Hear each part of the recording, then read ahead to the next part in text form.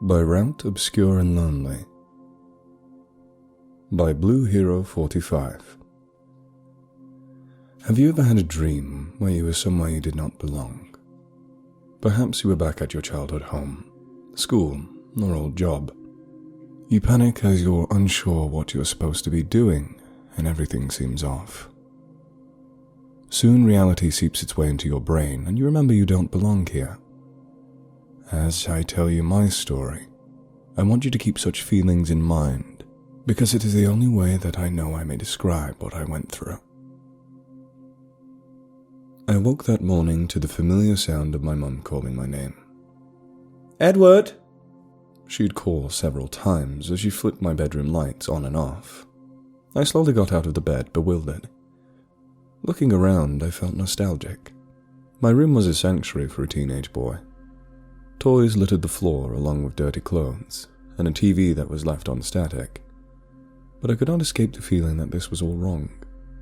I put on an old pair of jeans from the floor and felt in my pockets a set of keys. I pulled out the keys and looked them over. Several keys were attached to the metal key ring. They felt familiar, but I could not pin their origin. Putting the keys back into my pocket, I put on an old t-shirt and went downstairs. My mother gave me a smile as I smelled breakfast on the table. It was the familiar and warm smell of pancakes. Still, I seemed to feel half asleep and dazed. I followed a routine every morning, and this one was no different. After breakfast, I got ready for school and walked out the front door to see the cul-de-sac I grew up in. I still could not escape the feeling that this was wrong, that I was doing something wrong. That is when I saw in the middle of the street a large tower-like rock. It was at least 2 stories high and 4 or 5 yards across at its base. It seemed to stand as a sentinel watching over the neighborhood, completely out of place from the cement road it sat on. I had the odd sense that it was watching me. As I approached, it felt as if a strong wind was forcing me away. My concentration on the rock was broken by a honking horn. I could see the school bus stopped at the corner where the cul-de-sac entered and exited. Students loaded onto the bus, and I made a run for it, fearing I would be late. As I rushed onto the bus, I was met with staring faces. They all watched me coldly as I found an empty seat. I felt their eyes on me as the bus started to move. It was deadly quiet, except for the hum of the bus's motor. I put my head against the window and shut my eyes to escape. It was cold, and my head still felt cold. I tried to fight through my daze with rational thought. What class was first today? What day is it? Haven't I already graduated? I opened my eyes in shock with that last thought and slowly looked around the bus. Everyone was still staring at me. Each face seemed familiar, but I could not pick out a name for any of them. The bus came to a stop and the door opened, but no one stood up. They all still sat watching me. I rushed off of the bus and onto the street when the door closed behind me and the bus drove away, still full. I looked at the school with distress. The building was familiar, but also altogether different than any building I once learned in. I turned around and started to walk hastily away. I had no destination in mind, other than away. I desperately tried to clear my head of the fog I felt. Everything seemed nostalgic but unknown. I had no idea where I was, and it was growing worse the further I'd walked. The clouds in my head grew worse as well, and I felt dizzy.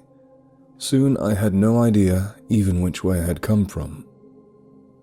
I had passed people on the streets, but they all ignored my confusion, did not wish to question any of them, and I grew paranoid I was being followed. Each step I took felt like I was climbing a mountain as I grew weaker and weaker. I fell and crawled on all fours, trying to find my way. Around me, people still walked on and ignored my plight as I completely collapsed to the ground. And then awoke in the same bed as that morning, my mum flipping the bedroom lights on and off, calling my name. I remember a part of a poem about dreams that has stuck with me since then. By route obscure and lonely, haunted by ill angels only, where an eidolon named Night on a back throne reigns upright. I was stuck in such a dream, but it was not a dream as well. The pillar was the black throne, and something indeed haunted me. Even lying in the bed of my youth covered in blankets, I felt cold. My fingers and toes grew numb. The room seemed a stranger to me. It was wrong, but I could not describe why. I did not want to leave my bed, but feared the end if I stayed. Quickly I got up and dressed, rushed out the front door, this time without eating breakfast or even looking at my mother. The moment I opened the door, I was greeted by the stone sentinel in the middle of the cul-de-sac. It seemed to stare at me. I tried to approach the spire, but was met with a pain in my skull and a force I could not pass.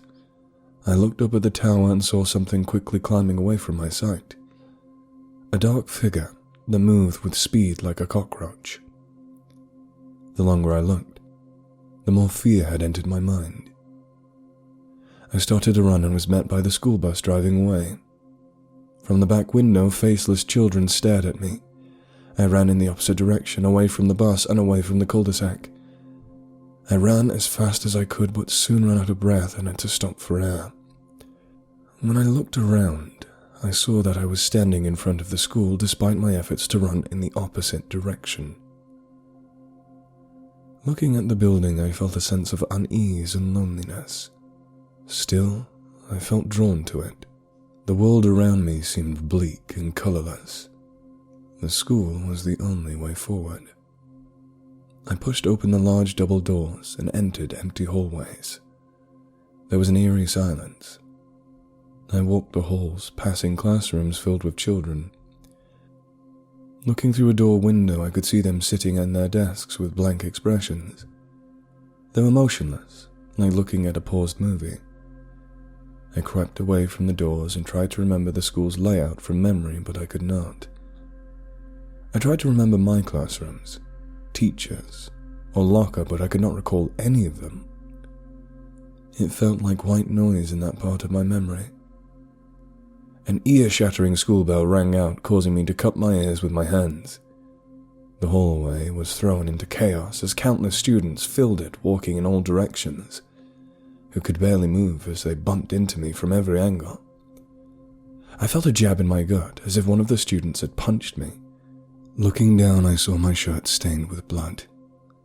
It took me a moment to comprehend what I was looking at as blood. It continued to seep out and stain my shirt. Then the sharp pain hit me. I'd been stabbed. I looked around for my attacker, but there were too many people around. Then another chap hit me in the back. I started to panic, trying to force my way out of the crowd, but then the hits kept coming, stabbing me over and over. I fell to the ground in a pool of blood as students kept walking by, many kicking and stepping on me again and again.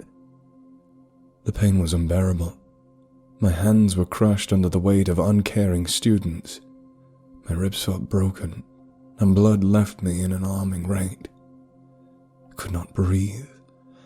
I was choking as the familiar iron taste of blood filled my mouth. A buzzing filled my ears as my vision filled with static, then went black. I woke again. Edward. A voice calling to me, accompanied by the clicks of a switch being turned on and off. I slowly opened my eyes and was greeted by a room that was like my bedroom. However, the floors and walls were devoid of any personality. The colors all seemed bland and dull. Edward, a voice called again. This voice lacked any familiarity. It was like hearing a robot imitate speech. I looked at its source and saw a woman very much the same size and shape as my mother, but her face, it was blank. A blur where her face should be, as I tried to recover my mother's face in mind, but I couldn't.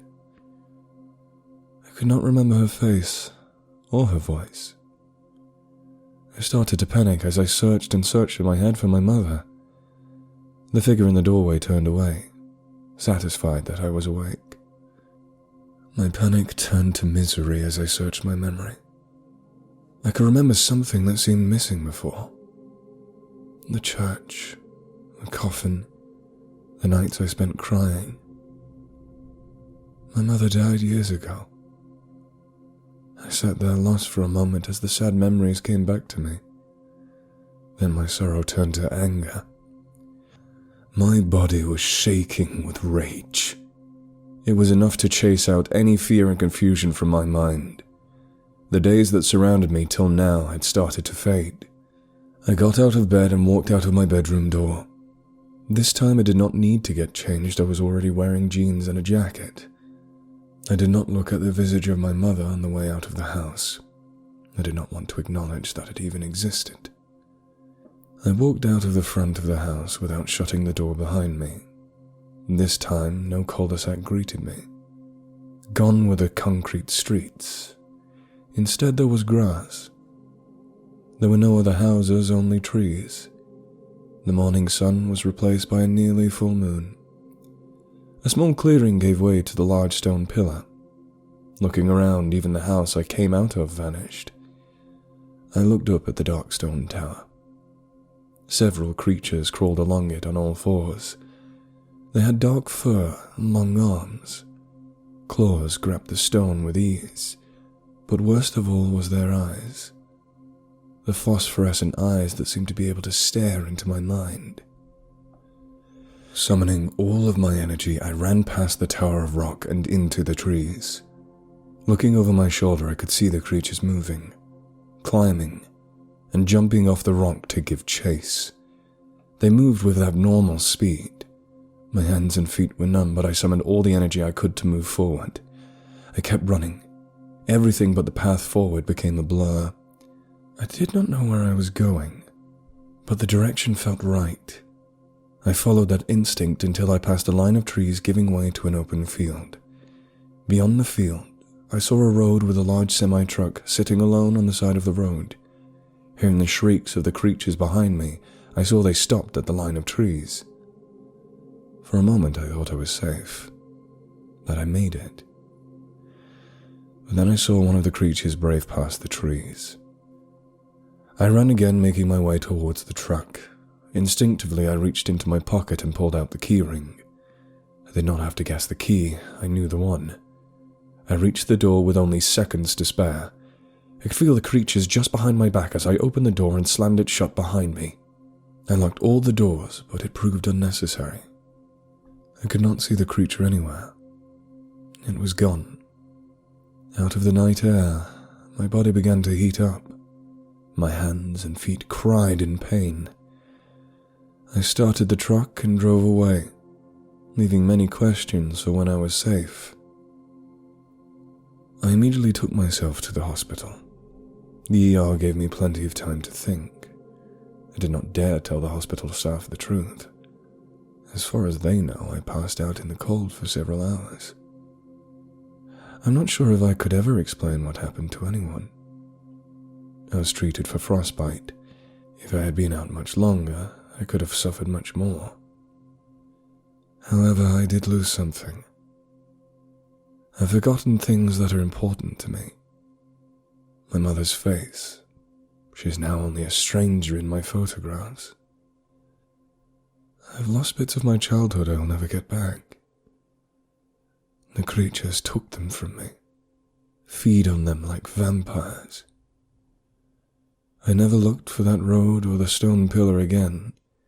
The details of where I stopped are fuzzy at best, and I have no intention of clearing them up. Still, I can't remember what possessed me to leave my camp in the first place.